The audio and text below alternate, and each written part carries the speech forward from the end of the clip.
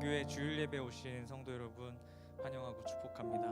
오늘 우리 이 시간 하나님께 우리 마음을 드리며 예배로 충만하는 시간이 되시길 소망하겠습니다. 우리 함께 예배를 위해 기도하시겠습니다.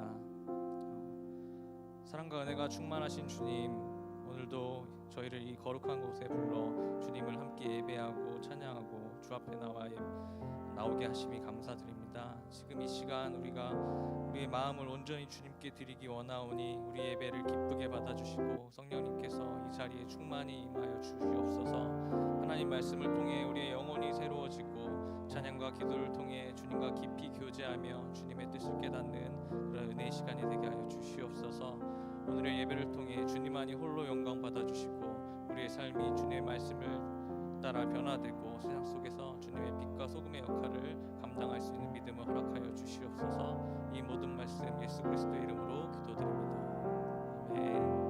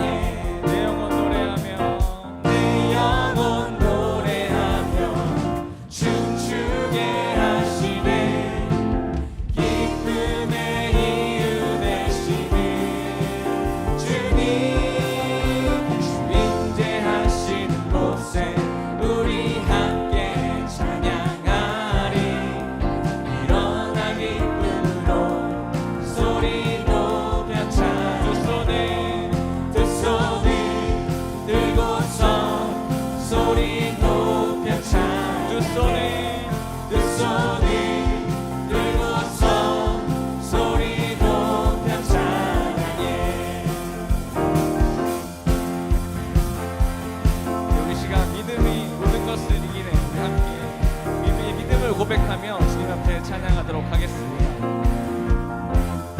믿음 따라 믿음 따라 걸음마다 말씀 따라 주님만 따르리. 믿음 따라 믿음 따라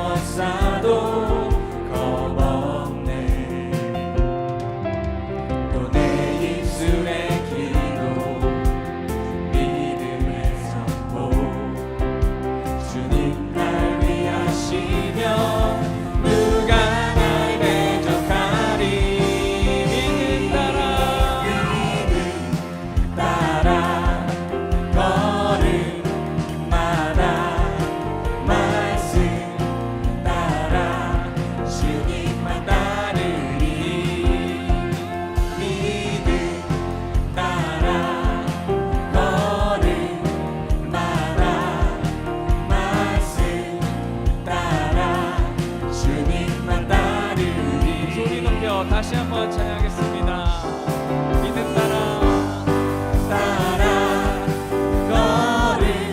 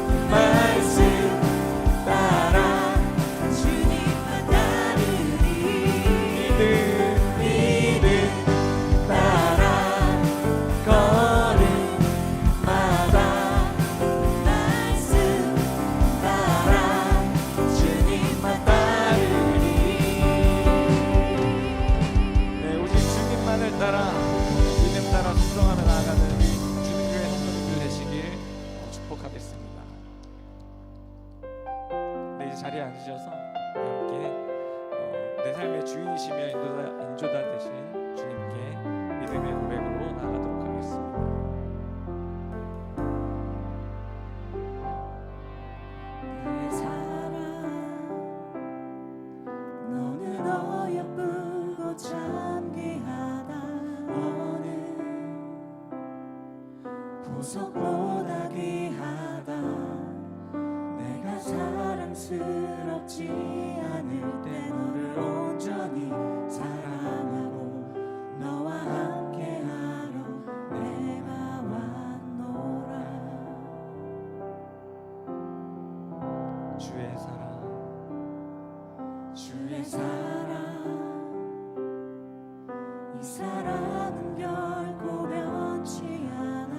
모든 계절 돌보시네. 푸른 마르고 꽃은 시든 나 주의 말씀은 신실해. 실수가 없으신 주만 바라라. 주님의 나라와 뜻이 나의 삶 속에 임하시며 주님 알기를 주만 보기를 소망해.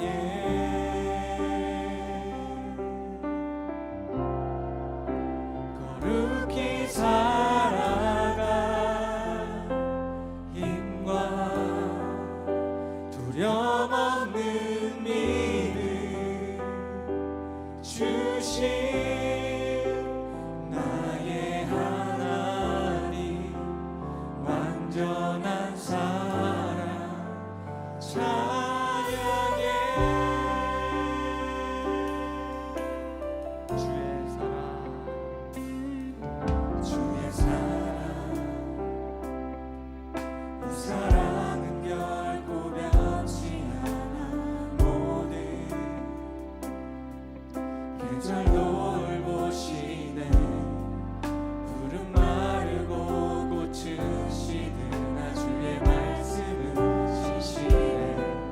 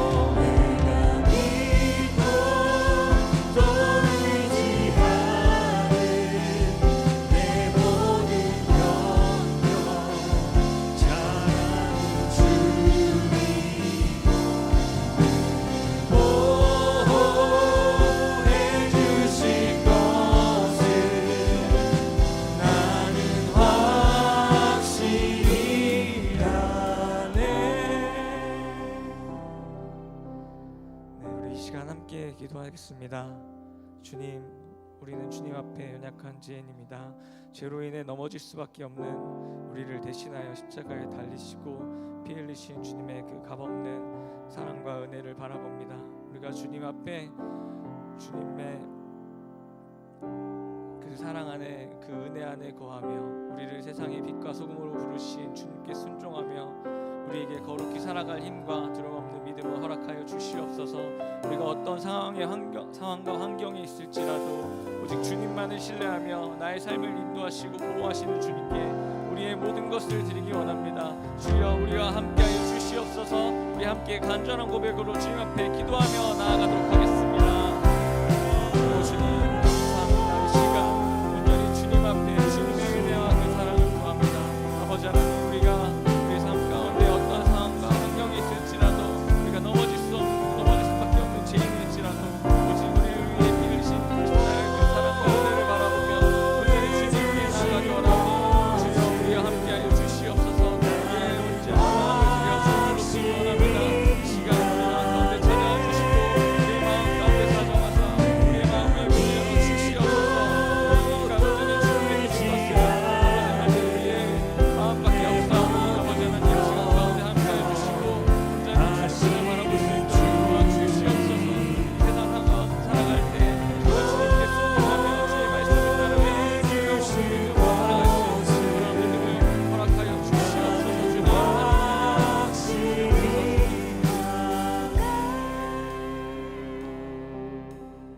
거룩하신 하나님, 주님의 은혜와 사랑을 감사합니다. 오늘도 주님 앞에 우리 모두 한 사람 한 마음으로 나아갑니다. 예배 가운데 함께해 주시고 우리 한 사람 가운데 정말 찾아와 주시옵소서. 주님 주시는 말씀에 순종하며 믿음의 길을 흔들림 없이 걸어갈 수 있는 믿음을 허락하여 주시옵소서. 이 세상 속에서 주님의 사랑과 은혜를 전하는 삶을 살아가게 해 주시고 늘 주님과 동행하며 족된 성도들이 되게 하여 주시옵소서. 오늘 이 찬양과 영광을 주님께 올려드리며 예수님의 이름으로 기도드립니다.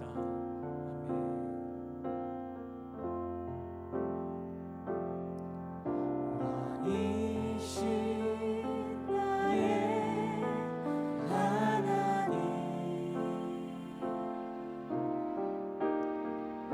내가 주를 높이고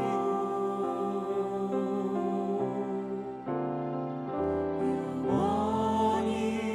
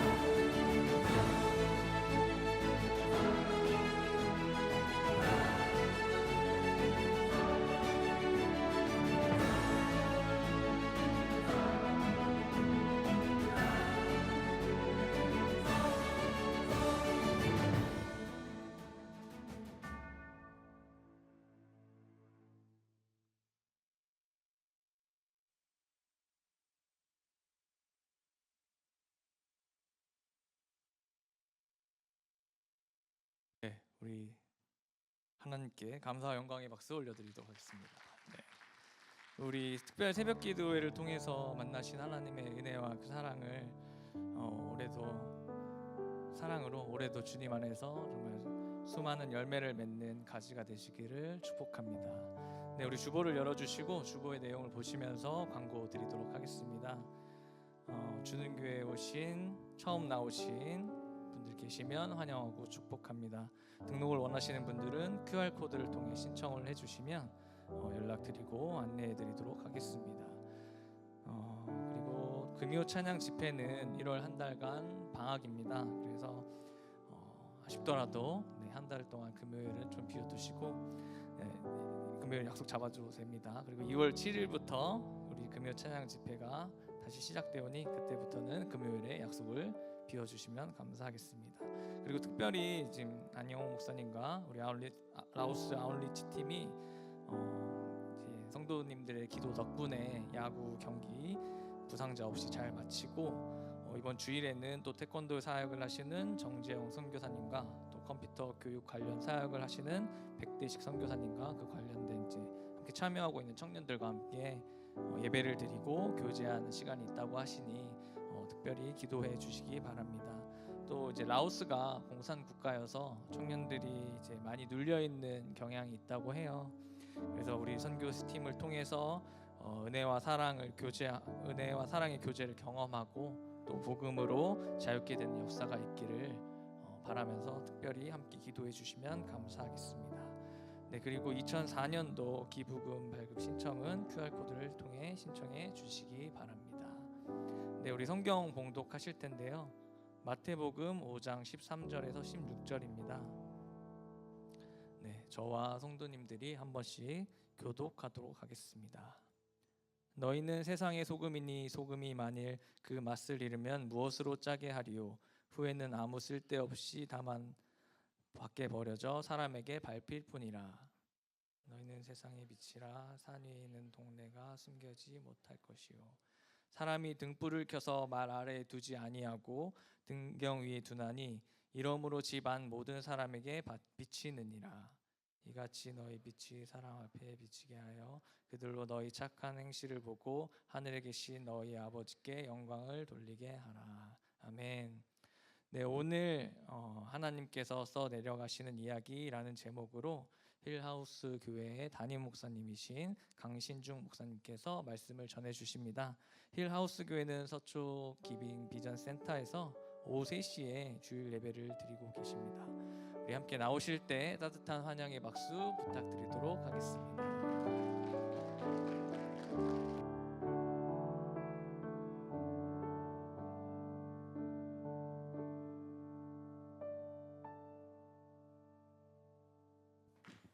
네, 잠깐 기도하겠습니다. 아버지 감사합니다. 우리가 감히 창조주 하나님을 찬양케 하시고 또 우리가 그 아들을 받아서 그 아들로 인하여서 아버지를 예배하고 또 아버지의 자녀 되게 하시니 감사합니다. 이 시간 우리가 우리의 아버지이신 하나님의 말씀을 듣기 원합니다.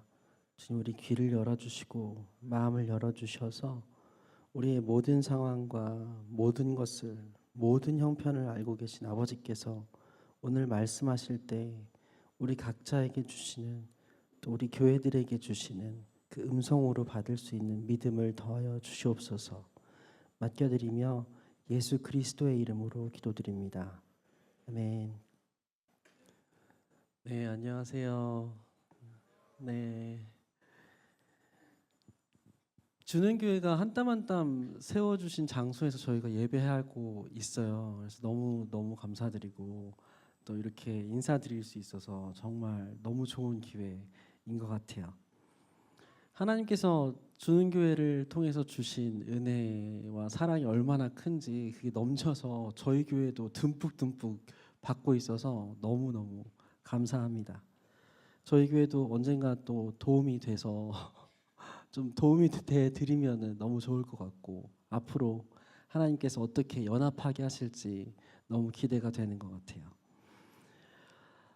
저희 교회 이야기를 잠깐 말씀드리고 이제 본문 같이 보면 좋을 것 같아요. 저희 교회는 올해가 이제 7년 차 접어들어요. 저는 사실 교회 개척을 못 모르고 했어요. 그냥 성경 펴면은 교회가 되는 줄 알고 개척을 했고요. 일단 저 모교회에서 사역을 하면서 내가 생각했던 교회를 구현하는 게 모교회에서도 조금 어렵구나. 그러면은 개척을 해보는 게 좋지 않을까 이런 생각이 들어서 아내하고 기도를 시작했고, 그리고 개척을 하려는 교회라는 것이 무엇인지 알기 위해서 조금 연구를 했는데, 교회론이라는 게 되게 마지막에 있는 신학같이 느껴졌어요. 모든 신학을 하고 나서 마치 열매처럼. 그래서 혼자 연구하기가 너무 힘들어서 케이스 연구를 하자 이렇게 했었고, 그때 당시에 한국으로 선교사로 나와 계셨던 미국인 목사님이 계셨는데, 그분 교회로 이제 들어가서 한번 같이 케이스 연구를 해보자, 같이 교회로 지내면서 개척을 준비해보자 이렇게 됐었어요. 그래서 그 교회는 또 신기하게 안 목사님께서 예배하던 공간에서 저희가 예배했었어요. 과거를 돌아보니 한남동에 있는 여성교회관에서 예배를 하고 있었고요. 그 교회가. 그래서 그 교회는 통역이 없고 그냥 미국인 교회였고, 한창 한국의 미셔널 처치가 붐을 이룰 때 그때 저희가 그 교회에서 같이 예배를 하면서 교회로서 살아가고 있었어요. 저희가 지금도 지향하고 있지만 지향하고 있던 교회는 이런 교회였어요. 성경을 좀 알 수 있었으면 좋겠다. 예수님을 알 수 있었으면 좋겠다. 그래서 그때 당시에 저와 아내 그리고 제 친구를 중심으로 계속 모임이 생겼었고, 모임이 생길 때 대학교 빈 강의실 그리고 빈 카페 어디든지 모여서 성경을 펴서 거기서 이제 성경 연구를 하고, 또 어떤 그룹은 친구들끼리 성경을 보다가 일주일 동안 보다가 질문거리가 생기면은 저를 만나서 그 질문을 해소하고, 모임마다 성격이 다 달랐어요. 근데 중요한 거는 그 모임에 모이는 사람들이 어떻게 성경을 알기 원하냐, 이거를 포커스를 맞춰서 모임들이 생겼죠. 그래서 일주일에 한 9개에서 10개 모임을 제가 인도를 하게 됐고, 그렇게 모이다 보니까 또 주일 예배까지 오게 되는 지체들이 생겼어요. 새롭게 예수님을 영접하는 친구들도 생기고, 그래서 저희를 중심으로 한 12명의 한국인들이 그 교회 안에 생기게 됐죠. 그러다 보니까 한 1, 2년 지나다 보니까 이 친구들이 이제 교회에서 봉사도 하고 헌신도 해야 되는데 언어의 장벽이 너무 컸어요. 그리고 그 교회는 이제 용산국제학교 선생님들이 많았는데 너무 타임테이블이 한국의 생활과는 좀 달랐어요. 한국은 야근도 많고 또 학생들도 공부도 하고 수업도 7시 정도 돼야지 좀 모임을 할 수 있는데, 그 교회는 한 4시 정도의 리더 모임을 하고 퇴근이 빨랐어요. 그래서 이게 언어적인 것도 그렇고 환경적인 것도 그렇고 독립이 돼야겠다. 그래서 독립된 게 힐하우스 교회였어요. 그게 2018년도 9월 두 번째 주일날 저희가 첫 번째 예배를 했고요. 저희가 첫 번째 예배를 할 때는 고양동 힐하우스 카페에서 모임을 했죠. 거기서 2년 동안 모이다가 이제 다시 해방촌 미국인 교회 건물로 들어가게 됐어요. 그 사이에 이제 미국인 교회가 한남동에서 해방촌으로 옮기게 됐고, 제가 그 건물을 공유하게 됐었죠. 그리고 작년 10월에 이제 기빙 비전 센터 같이 사용하게 된 거예요. 근데 이렇게 시간이 지나면서 저희와 같이 있던 지체들의 상황도 바뀌게 됐어요. 대학교도 많이 졸업을 하게 되고, 사회 진출도 하게 되고, 사회 적응도 하게 되고, 또 사회 적응이 좀 힘들어서 힘들어하는 지체들도 생기게 되고, 그러면서 주중에 모였던 모임들이 하나둘씩 어려워지기 시작했어요. 그러다 보니까 교회에서 공식적으로 제공하는 모임, 그러니까 주일 예배와 금요 예배와 이런 공식 모임들만 남게 되는 거예요. 사실 제가 개척을 마음을 먹었을 때는 우리가 프로그램 그리고 또 주일 예배 중심의 어떤 그런 교회에 조금 문제지 않을까 막 이런 생각이 되게 컸거든요. 그렇게 컸고, 그리고 이렇게 막 주중 모임이 있을 때는 역시 우리는 교회를 잘하고 있어 이렇게 자부하는 마음도 있었고 교만한 마음도 있었고, 근데 시간이 지나니까 똑같이 되는 거예요. 그리고 지금도 계속 고민이에요. 교회가 뭘까? 도대체 교회가 뭘까? 그래서 지금 꿈꾸는 교회, 우리도 마찬가지겠지만 주일날 정말 깊이 있게 예배하고 하나님과 교제하고 우리가 한 공동체로서 한 장소에서 같은 시간에서 하나님의 말씀을 받아서 그 말씀을 가지고 한 주 동안 살아내면서 하나님과 있었던 이야기가 또 주일 예배 때 쏟아져내고, 이 순환이 깊이 있게 있었으면 좋겠는 바람이 되게 커지는 것 같아요. 그 안에서 이제 모임이 생기고 없어지고 하겠죠. 여러분이 원하는 교회는 어떤 교회일까요? 우리가 원하는 교회.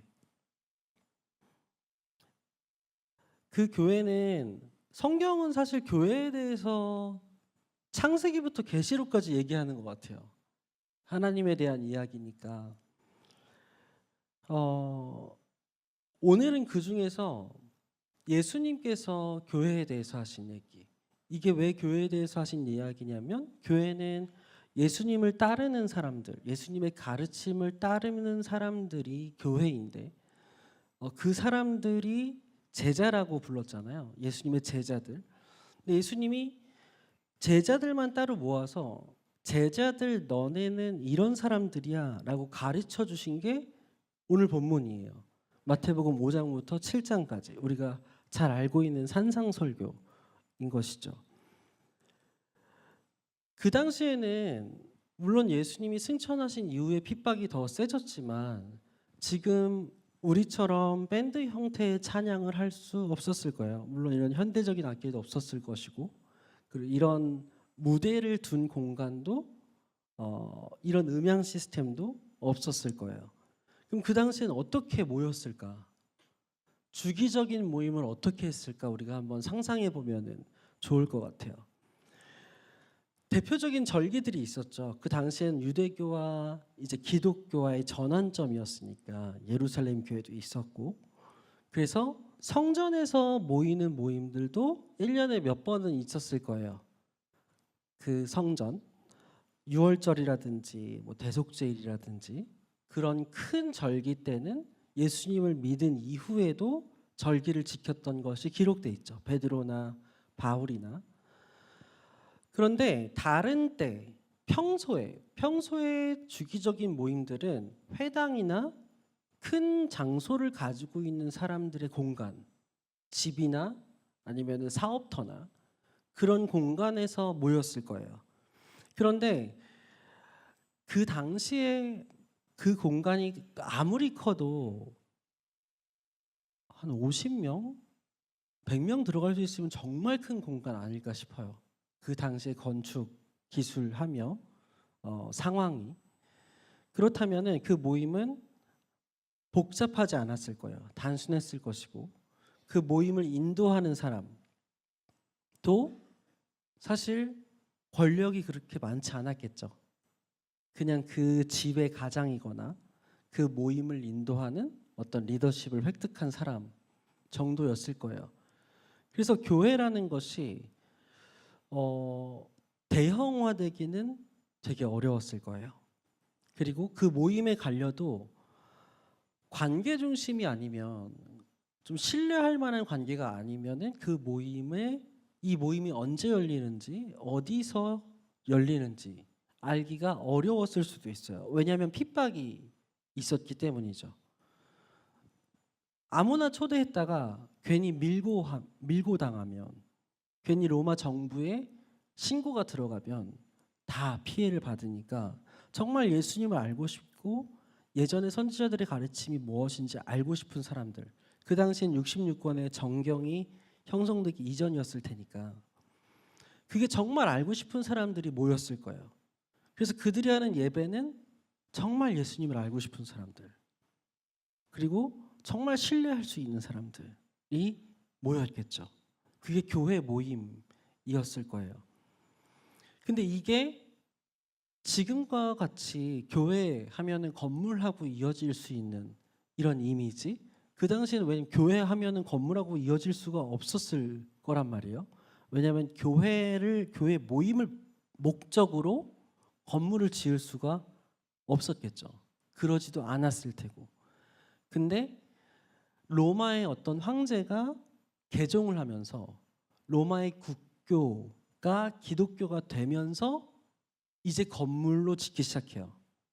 그게 우리가 막 여행 가면은 막 성당 보고 되게 멋있는 교회 건물들 많이 보잖아요. 그런 게 이제 그때부터 이제 중세까지 있었던 교회의 이야기들 같아요.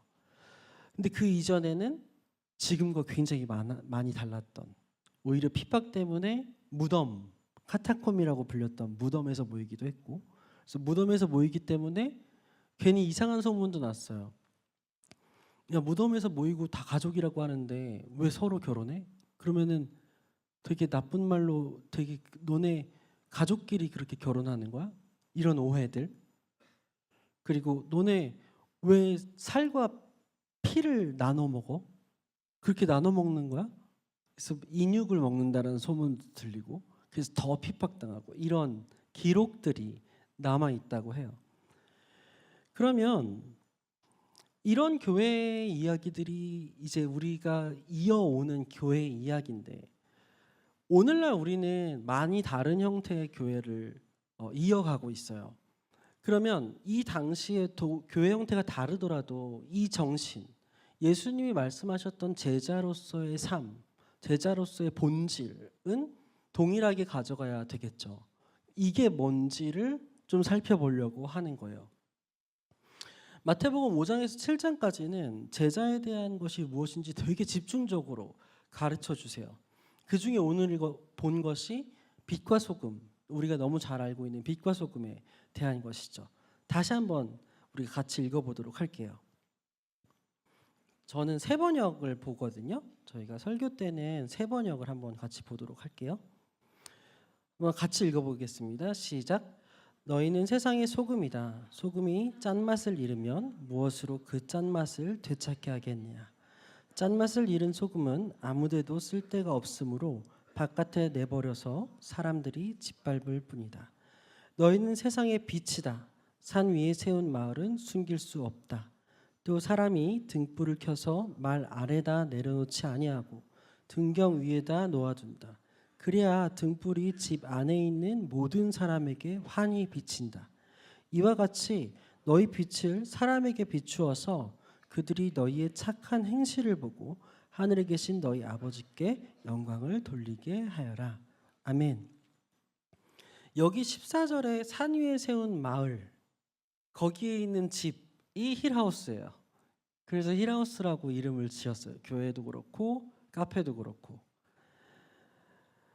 그러면은 예수님이 하신 말씀이 이 세상의 빛 그리고 소금이라는데, 교회, 제자들은 세상의 소금이고 빛이야 라고 말씀을 하신 거잖아요.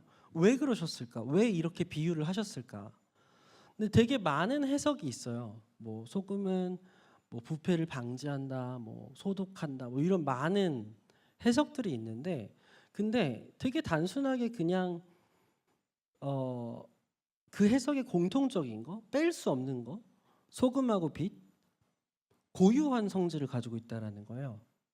소금은 짠맛을 내는 고유한 성질을 가지고 있어요. 이 세상에서 소금이 없으면 짠맛을 낼 수 있는 물질이 없다고 해요. 저는 간장으로도 짜게 할 수 있잖아요 라고 교수님한테 여쭤봤더니 간장도 소금 때문에 짜대네요.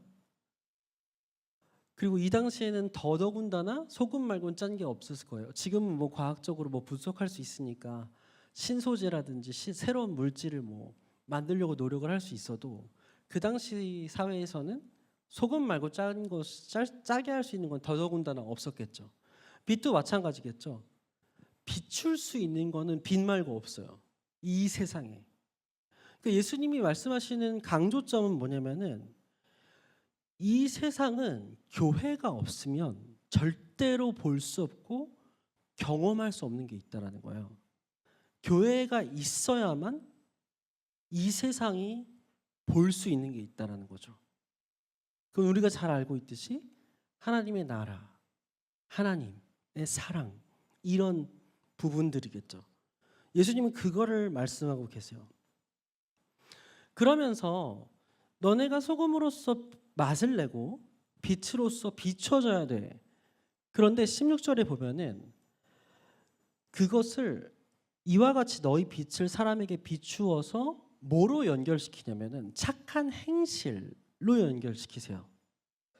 너네가 성전에 가서 예배, 너네가 빛을 비추려고 성전에 가서 예배, 아니면 기도해. 종교적으로 접근하지 않으세요. 갑자기 착한 행실로 연결을 시키세요. 그리고 그것을 보이라고 하세요. 착한 행실을 보고 하늘에 계신 너희 아버지께 영광 돌리게 해라. 그럼 여기서 알 수 있는 거는 소금의 맛을 내고 빛을 낸다라는 것은 우리가 착한 행실로서 살아가는 삶을 세상에 보이고 그 세상으로 하여금 하나님께 영광 돌려드리게 하는 이 행위를 말하겠죠. 이게 교회인 것이에요. 그렇다면 이 행위가 뭘까? 이 착한 행실이 뭘까? 이거를 우리가 보려고 해요. 그런데 예수님의 가르침이시고 예수님이 착한 행실을 얘기했으면 예수님이 이 챕터, 예수님이 가르치고 있는 이 5장에서 7장 안에서 착한 행실을 찾는 게 우선인 것 같아요. 그러면 이 5장에서 7장 이 이후에 나오는 모든 말씀이 착한 행실에 해당할 수 있을 거예요. 그러면 그 이후에 무슨 말씀이 나오는지 한번 볼까요? 사실 우리에게 너무나 과하고 부담스러운 말씀들이에요. 예수님이 그거를 가르쳐 주시기 전에 이런 말씀을 하세요.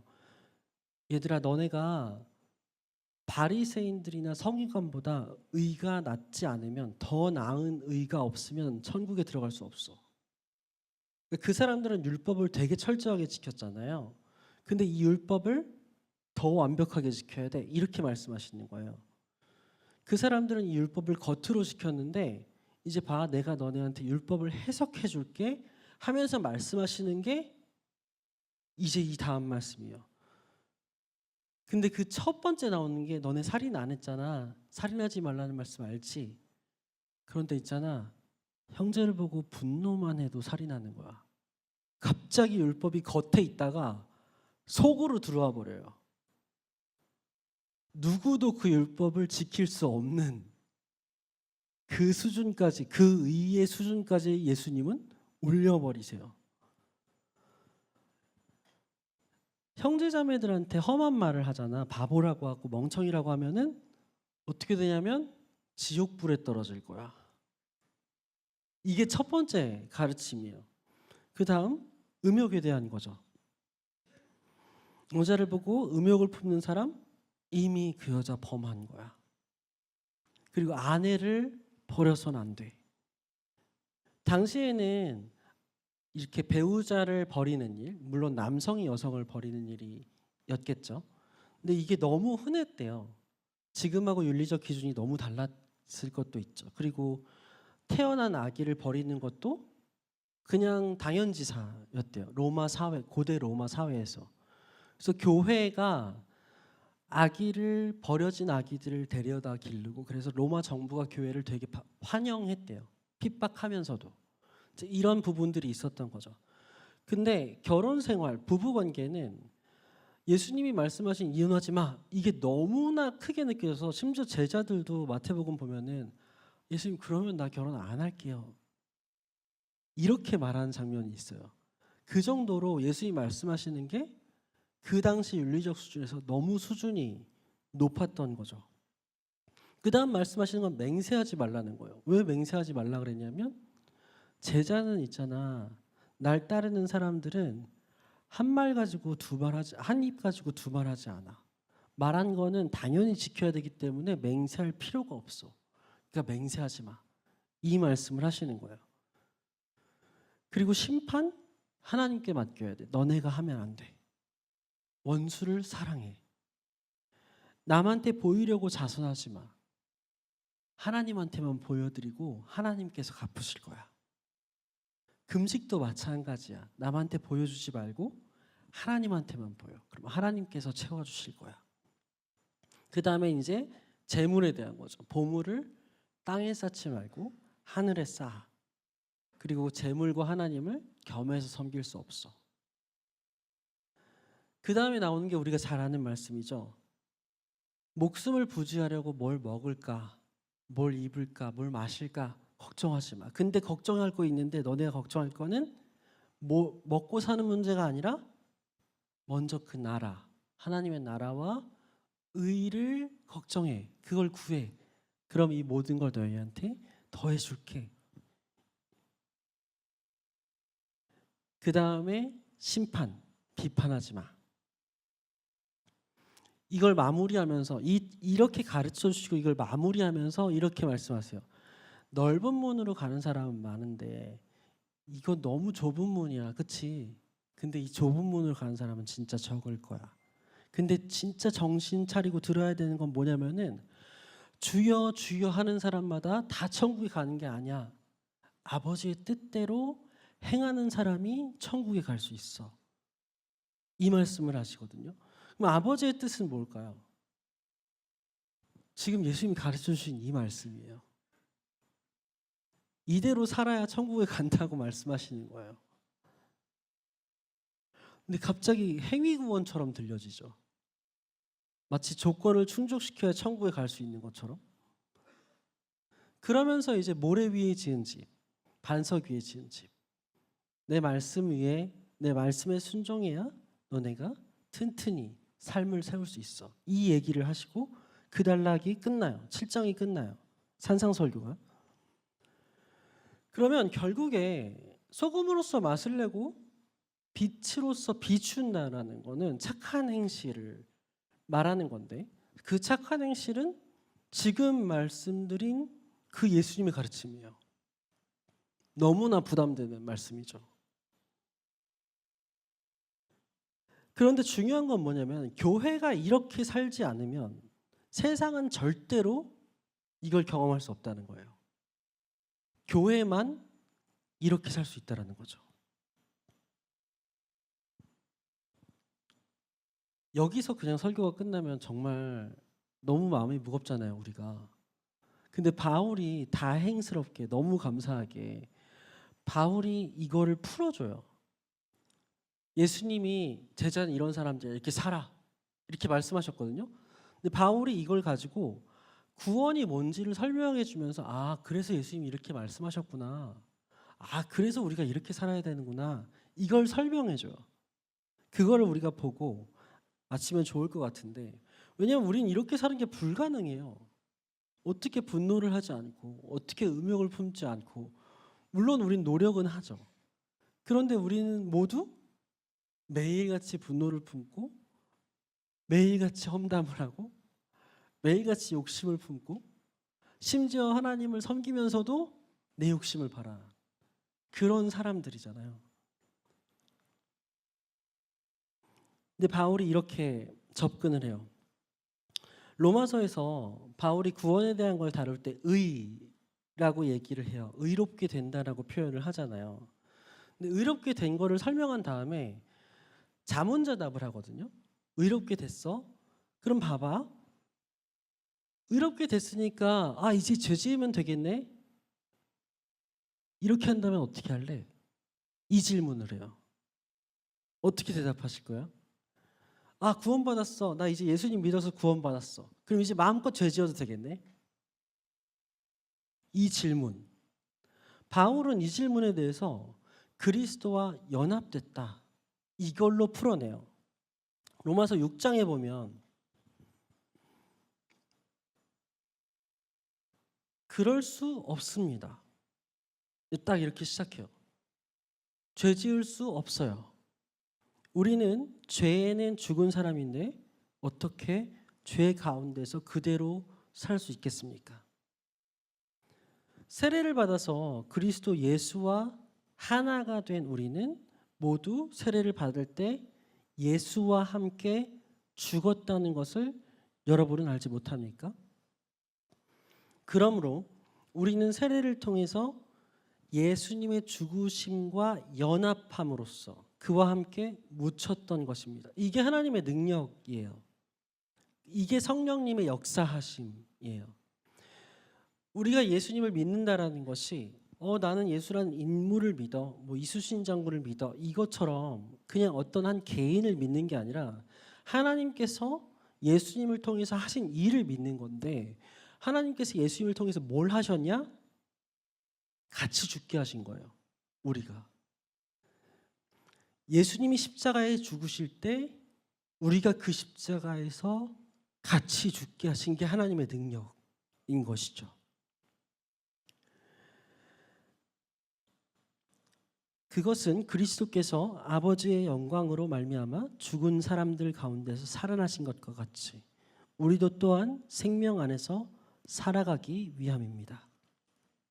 우리가 그의 죽으심과 같은 죽음을 죽어서 그와 연합하는 사람이 되었으면 우리는 부활에 있어서도 또한 그와 연합하는 사람이 될 것입니다. 우리가 예수님과 함께 십자가에 못 박혀 죽었어요. 근데 여기서 끝나지 않고 하나님은 예수님의 부활에도 연합하게 하셨어요. 그래서 우리가 부활의 능력으로 살아가는 것이죠. 우리의 옛사람이 그리스도와 함께 십자가에 달려 죽은 것은 죄의 몸을 멸하셔서 우리의 죄의 몸이 멸해졌어요. 우리가 다시는 죄의 노예가 되지 않게 하려는 것임을 우리는 압니다. 우리는 이제 죄의 노예가 절대로 될 수가 없다라는 것이 진리인 것이죠.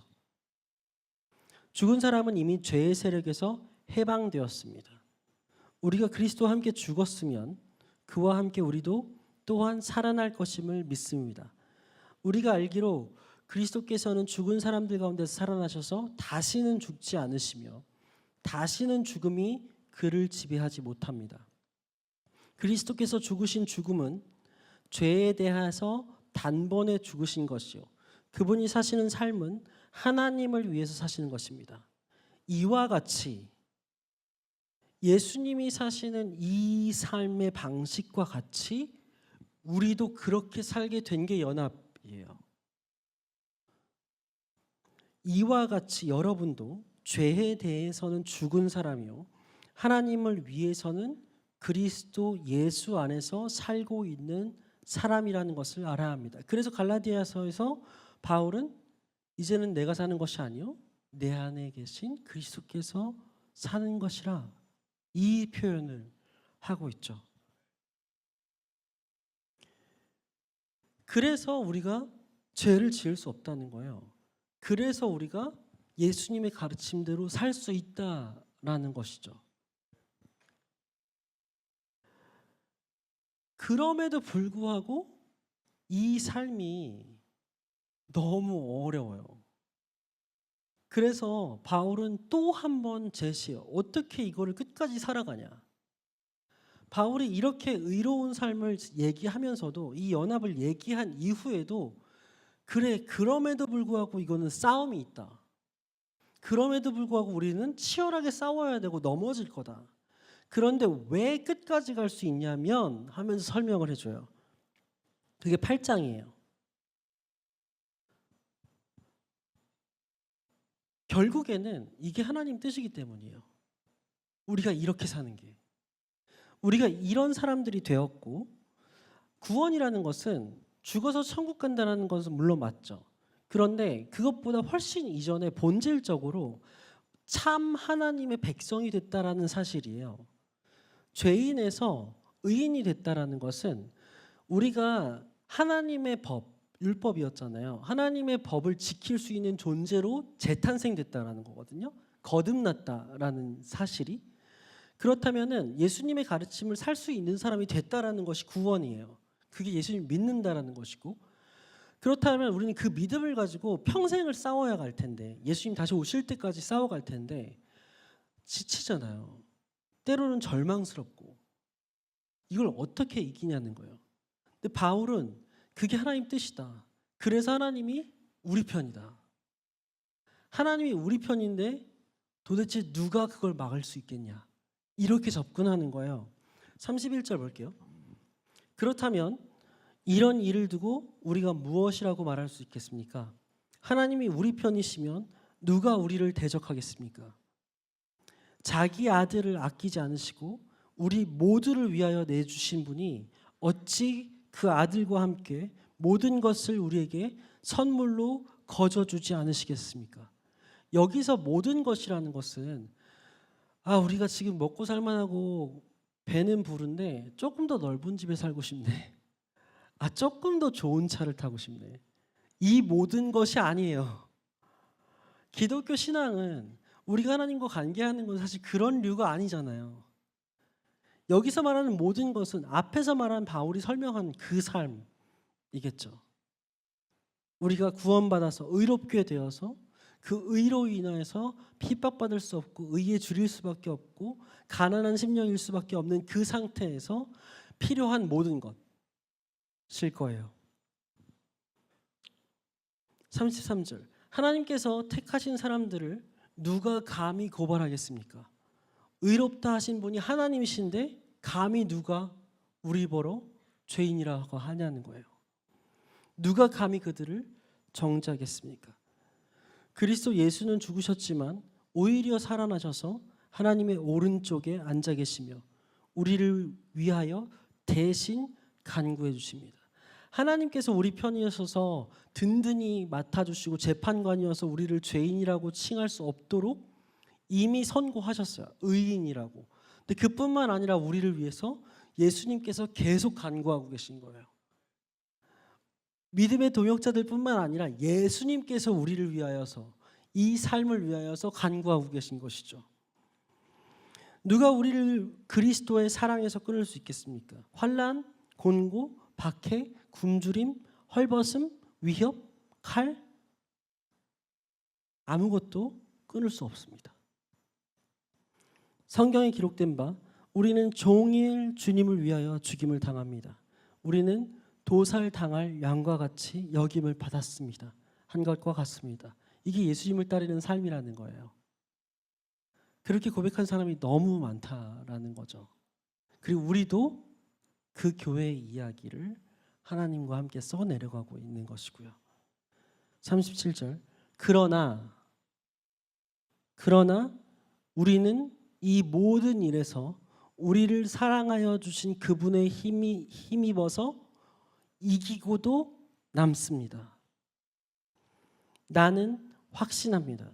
죽음도 삶도 천사들도 권세자들도 현재일도 장래일도 능력도 높음도 깊음도 그 밖에 어떤 피조물도 우리를 우리 주 예수 그리스도 안에 있는 하나님의 사랑에서 끊을 수 없습니다.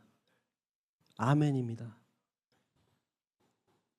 이 사랑 때문에 우리가 하나님의 자녀로서 또 교회로서 살아가고 또 교회로서 완성될 수 있는 거예요.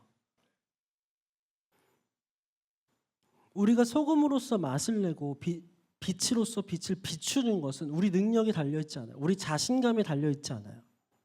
하나님의 사랑에 달려있는 것이죠. 우리가 하나님의 뜻대로 하나님께서 우리한테 허락하신 자리, 삶의 영역들이 있잖아요. 부부관계, 자녀와의 관계, 직장, 우리 교회 공동체, 우리 삶의 모든 영역 가운데서 우리가 예수님의 가르침으로 살아갈 때 하나님의 사랑을 힘입어서 거기서 하나님의 나라가 보일 거예요. 우리가 상상해 보면 돼요. 서울만이라도 서울에 있는 예수님을 따르는 사람들만이라도 이 예수님의 가르침을 따른다면 이 사회가 어떻게 될까? 그게 하나님 나라겠죠. 그게 하나님 나라 교회의 영향력일 거예요.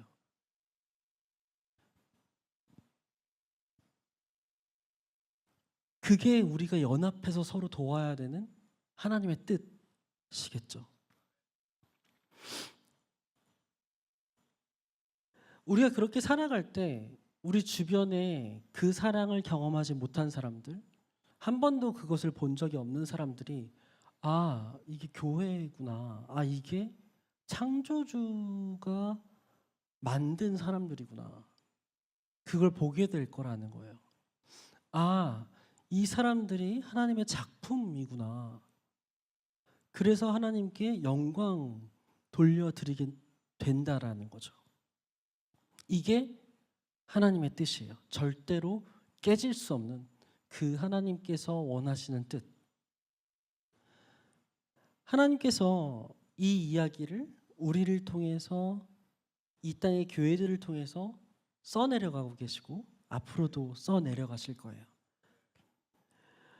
우리가 이 이야기 속에서 정말 행복하고 기쁘게, 물론 때로는 넘어지고 때로는 좌절도 할 테지만 정말 하나님이 우리 편이시고 절대로 끊을 수 없는 그 하나님의 사랑이 우리를 끝까지 붙들 거기 때문에 우리가 그 경기, 이 삶을 완주할 수 있으면 좋겠어요.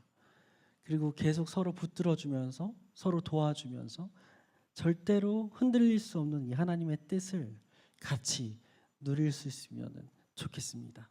잠깐 기도할게요. 아버지 감사합니다. 우리가 처음 만났지만 같은 하나님의 꿈을 꿀 수 있고 또 같은 페이지 안에서 살아왔고 같은 하나님을 고백할 수 있어서 감사합니다. 아버지, 우리가 정말 교회로서 살아가기 원합니다. 우리의 힘이나 우리의 자신감이나 우리가 살아왔던 삶을 두고서 그렇게 나아가는 것이 아니라 아버지의 끊을 수 없는 그 사랑을 의지하여서 나아갈 수 있도록 믿음을 더하여 주시옵소서. 아버지, 우리가 바라봐야 할 것이 무엇인지 그 아버지의 뜻을 볼 수 있도록 우리가 먹고 사는 문제를 아버지께 올려드리고 아버지께 맡겨드리고 우리가 걱정해야 될 그 나라의 의와 그 나라의 뜻을 구할 수 있도록 축복하여 주시옵소서. 우리가 정말 빛과 소금으로서 우리의 삶의 자리 가운데 모든 영역 가운데 그 삶을 감당할 수 있도록 우리를 축복하여 주시옵소서. 맡겨드리며 예수 그리스도의 이름으로 기도드립니다. 아멘. 네, 우리 이 시간 함께 충만 무명이어도 함께 찬양하시도록 하겠습니다. 무명이어도 공허하지 않은 것은 예수 안에 난 만족함이라. 가난하여도 부족하지 않은 것은 예수 안에 오직 나는 부요함이라. 고난 중에도 견뎌낼 수 있는 것은 주의 계획 있기 때문이라. 실패하여도 일어설 수 있는 것은 예수 안에 오직 나는 승리함이라. 난 예수로 충만하네. 예수로 충만하네. 난 예수로 충만하네. 영원한 왕 내 안에 살아계시네. 내 몸이 약해도 낙심하지 않는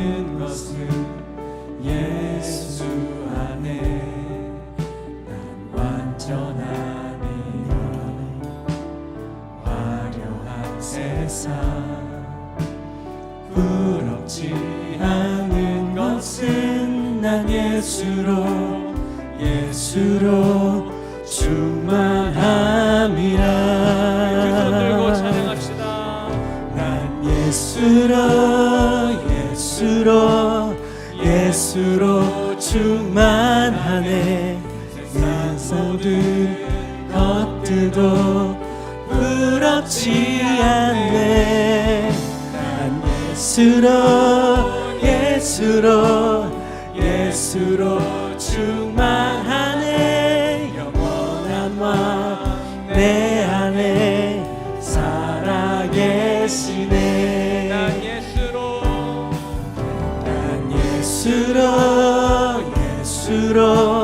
예수로 충만하네. 세상 모든 풍파도 두렵지 않네. 난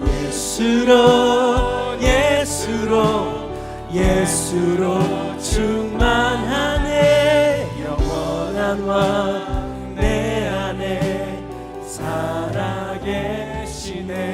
영원한 왕 내 안에 살아계시네.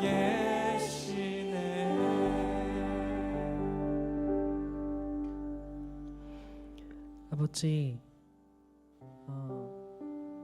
우리가 우리의 모든 것을 이 땅에 쌓지 않고 하늘에 쌓는 주님의 제자 될 수 있도록 축복하여 주셔서 감사합니다. 우리의 믿음의 고백을 받아주시고 우리가 이 땅에서 먹고 사는 문제를 아버지께 올려드릴 때 아버지께서 어떻게 그 모든 것을 우리에게 채우시는지 우리가 경험하여서 우리의 삶으로 밝히 드러낼 수 있도록 주님 역사하여 주시옵소서. 또 우리 주는 교회를 축복하실 때 아버지 풍성하고도 남게 채우고도 남게 넘치고 흘러서 이 땅 가운데 주는 교회를 통하여서 이루실 그 놀라운 일들을 우리 한 지체 한 지체들이 똑바로 정말 분명하게 목격할 수 있도록 축복하여 주시옵소서. 이제는 우리 주인이신 예수 그리스도의 은혜와 우리 아버지이신 하나님의 사랑과 우리 보혜사이신 성령님의 교통하심이 소금으로서 맛을 내고 빛으로서 비추며 착한 행실로서 살아가고자 하는 모든 교회된 자들에게 영원토록 함께 있을지어다. 아멘.